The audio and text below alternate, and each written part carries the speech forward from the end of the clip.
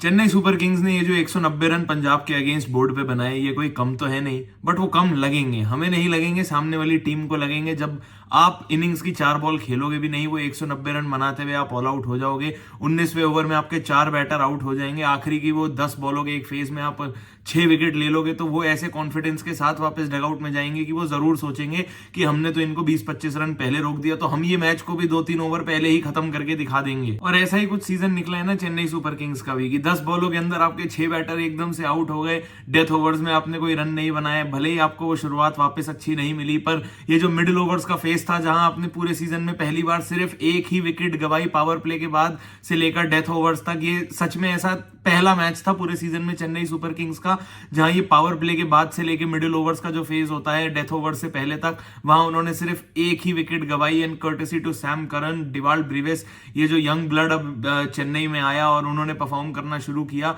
और अब जो भी ये हुआ चेन्नई के लिए अब बहुत लेट हुआ। अब हम लोग तो पूरे सीजन में थ्रू आउट बातें कर चुके हैं चेन्नई के साथ क्या क्या प्रॉब्लम हो रही थी, कि एक्चुअली ये तो था चेन्नई का आज तक का सबसे वर्स्ट फेज, क्योंकि आप लगातार अपने होम ग्राउंड पे 5 मैचेस हार गए लगातार, और एक ही सीजन में आप 6 मैचेस अपने होम ग्राउंड पे आज तक आईपीएल की हिस्ट्री में कभी नहीं हारे थे।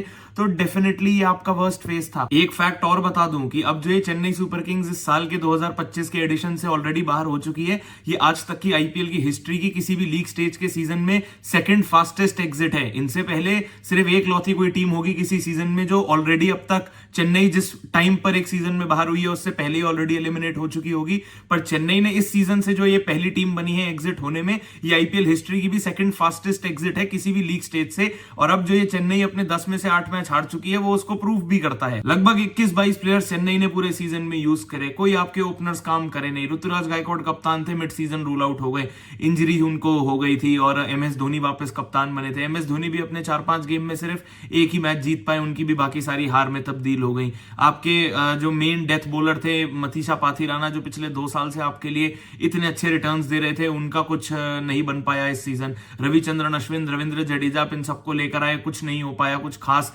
आपको रिटर्न्स किसी से भी नहीं मिले। आप दीपक हुडा, राहुल त्रिपाठी, विजय शंकर, इन सबको ऑक्शन से पिक करके लाए थे और आपके लिए वो कुछ भी काम नहीं किया। अभी तक आपने अपने तो सारे यंगस्टर्स को यूज किया भी नहीं है। तो अब देखने वाली बात बस ये होगी कि अगले सीजन के लिए चेन्नई सुपर किंग्स कौन से खिलाड़ियों को रखती है, किन को बाहर करती है, किन पे अभी भी रिलाई करना चाहेगी कि ये हमारे मैच विनर्स है और इनके साथ हम टीम को आगे रीबिल्ड करना चाहेंगे, और किन को बस टाटा बाय बाय करके वापस ऑक्शन में भेज देगी। क्योंकि अब पर्सनली मुझे ऐसा लगता है कि चेन्नई की इस साल की जो परफॉर्मेंस थी, जिनको चेन्नई रिलीज करेगी उनको शायद कोई भी टीम पिक नहीं करना चाहेगी। वहीं दूसरी तरफ हमारी पंजाब किंग्स की टीम है जो जरूर मैच जीत गई, मगर उन्होंने इतनी क्वेश्चनेबल चीज करी जो भाई मेरी समझ के तो बाहर है। अब तो ऐसा लग रहा है कि इनके पास सारी इतनी अच्छी स्ट्रेंथ है मगर ये उसको यूज ही नहीं करना चाहते।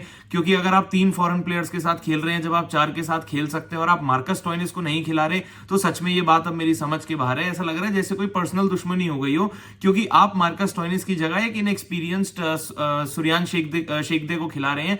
और ठीक है, उनमें पोटेंशियल बहुत है और सबने देखा है उनके स्मैट की कहानी, मुंबई को जो उन्होंने लंबे लंबे छक्के मार के मैचेस जिताए थे सईद मुश्ताक अली ट्रॉफी में।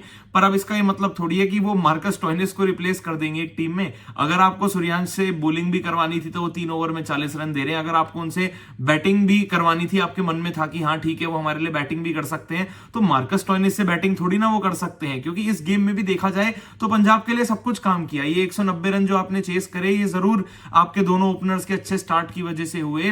श्रेयस अय्यर, कप्तान श्रेयस अय्यर ने जो फ्रंट से लीड करा उसकी वजह से हुए। उनके रन कम रह गए क्योंकि युजवेंद्र चहल ने वो हैट्रिक निकाली और 4 विकेटें ली एक ही ओवर में। सब कुछ आपके लिए काम कर रहा है, बट अगर आप अपने एक ऐसे एब्सोल्यूट मैच विनर को बाहर बिठा रहे हैं फॉर नो पर्टिकुलर रीजन, तो ये भी थोड़ा सा एक डाइसी डिसीजन है। क्योंकि पंजाब के आने वाले मैचेस अभी कोई आसान नहीं है। पंजाब अपने अगले मैचेस, भले अभी नंबर 2 पर पहुंच गई है पॉइंट्स टेबल पे पंजाब, बट आपके जो बचे हुए मैचेस हैं, अगला आप खेल रहे हैं लखनऊ के साथ अपने घर पे, फिर एक गुजरात के साथ मैच है, एक मुंबई के साथ मैच है, और ये तीनों ही टीमें अभी प्लेऑफ्स की रेस में बिल्कुल बनी हुई है। लखनऊ अभी भी 10 पॉइंट के साथ कंटेंशन में है। भले ही वो, पर्सनली मेरा तो ये हमेशा से कहना था कि मुझे ऐसा लगता था लखनऊ क्वालिफाई नहीं कर पाएगी, उनके पास वो पोटेंशियल और वो स्ट्रेंथ नहीं है जहां उनके बैटर्स अपनी पोटेंशियल को फॉर्म में तब्दील कर पा रहे हैं, और वो दिखाई भी नहीं दे रहा कहीं से। वो सारी डिपेंडेंसी पूरन पे, बट वो किसी और दिन की करने की बात है, मैं ऑलरेडी बहुत कर चुका हूं।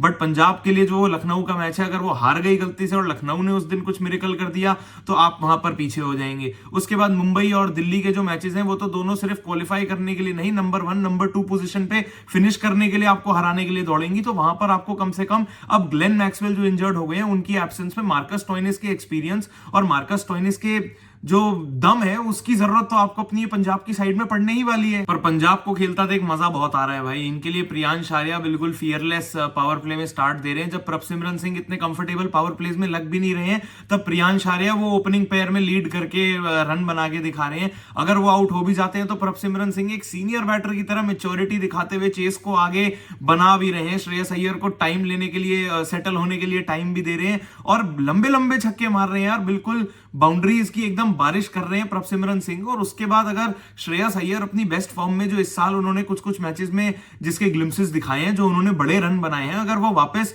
ऐसे ही एक पंजाब के गेम में, वो भी चेन्नई के अगेंस्ट चेन्नई में खेलते हुए दिखा दे, जब आपकी टीम को एक जीत की सख्त जरूरत थी, क्योंकि पिछला मैच आपका वॉश आउट हो गया, उससे पहले वाला मैच आप जीत गए थे, बट उससे पहले एक गेम हार गए थे, तो सब कुछ पंजाब के लिए थोड़ा सा अभी डाइसी चल रहा था। पर अब पंजाब को वो जीत की बहुत जरूरत थी, जिसकी वजह से वो पॉइंट्स टेबल पे नंबर 2 पर आ गई। और ये सब पॉसिबल आपकी ये बैटिंग की वजह से हो पाया। कप्तान श्रेयस अय्यर ने जो अपने बैट से रन बनाए उसकी वजह से हो पाया, आपके ओपनर्स के अच्छे स्टार्ट की वजह से हो पाया। और जो गेम वैसे तो पंजाब को सच में 7 विकेट से जीत जाना चाहिए था, वहां शशांक सिंह जल्दी आउट हो गए, सूर्यांश शेखदी भी आउट हो गए, और श्रेयस अय्यर भी खुद आउट हो गए, और आप वो 4 विकेट से गेम जीत पाए। बट आने वाले गेम्स में जरूर पंजाब इस बात को भी ध्यान रखेगी, और उनके बैटर्स जो एक अच्छा स्टार्ट दे रहे हैं उसको बस उन्हें किसी तरह गेम अपने दम पर फिनिश भी करना पड़ेगा, क्योंकि सारी टीम्स आपको चेन्नई की फॉर्म वाली नहीं मिलेंगी कि ओके ठीक है वो आ रहे हैं और उनको पता है कि चलो गेम हमारे हाथ से निकल गया, तो वो थोड़ी कैजुअल अप्रोच भी आपको दिखाई देगी। बट बाकी सारी टीम्स अब बचे हुए टूर्नामेंट में बिल्कुल आपको खाने दौड़ेंगी, बिल्कुल आपको हराने के लिए आएंगी। तो वहां पर पंजाब को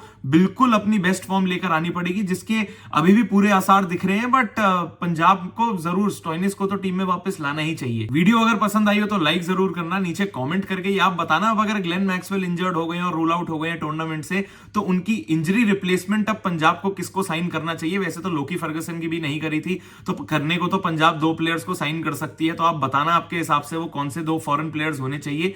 चैनल अगर अब तक सब्सक्राइब नहीं किया है तो सब्सक्राइब जरूर कर देना, क्योंकि मैं तो ऐसे ही हर गेम के बाद आके आपको कंटेंट देता ही रहूंगा, क्योंकि अभी तो बहुत क्रिकेट और बहुत बातें बाकी हैं।